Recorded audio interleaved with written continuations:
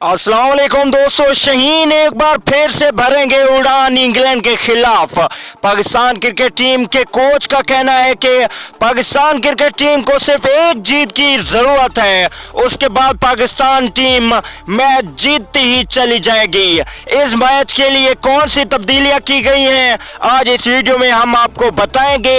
दोस्तों, बहुत ही ज्यादा और बहुत ही जबरदस्त टीम पाकिस्तान की बन गई है इंग्लैंड के खिलाफ मैच के लिए। दोस्तों, अगर आप चैनल पे फर्स्ट टाइम है तो बिल्कुल भी फ्री में चैनल को सब्सक्राइब कर लीजिए और साथ में लगे बेल के आइकन को जरूर प्रेस कर देना है। सब्सक्राइब जरूर कीजिए, सब्सक्राइब करने में कोई पैसे खर्च नहीं होते।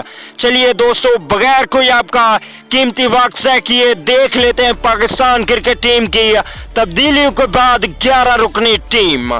दोस्तों, वीडियो को लाइक कर दीजिए। पहले नंबर पे होंगे फखर जमान,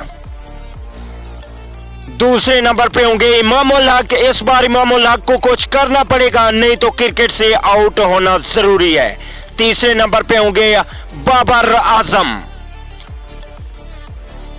चौथे नंबर की बात की जाए तो चौथे पे होंगे मोहम्मद हफीज और पांचवें नंबर पे होंगे पाकिस्तान क्रिकेट टीम के कप्तान और wicketkeeper Sarfaraz Ahmad.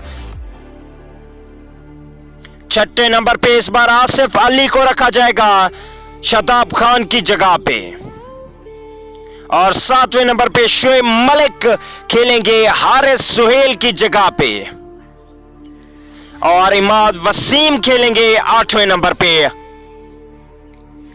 Fast bowling की बात की जाए तो फास्ट बॉलिंग में 9वें नंबर पे होंगे मोहम्मद आमिर फास्ट बॉलर और 10वें नंबर की बात की जाए तो 10वें नंबर पे होंगे वहाब रियाज। इस बार पाकिस्तान क्रिकेट टीम की बॉलिंग में कोई तब्दीली नहीं की गई और 11वें नंबर पे होंगे हसन अली। तो दोस्तों, ये है 11 रुकनी टीम। आपका क्या ख्याल है कि ये 11 रुकनी टीम इंग्लैंड से मैच जितवा सकती है या नहीं जितवा सकती? मोहम्मद आसिफ की वापसी से पाकिस्तान क्रिकेट टीम को कितना फायदा हो सकता है, कमेंट करके जरूर बताइएगा।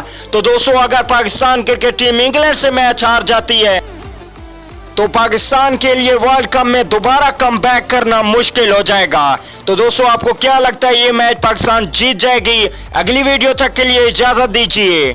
आला निकेबान।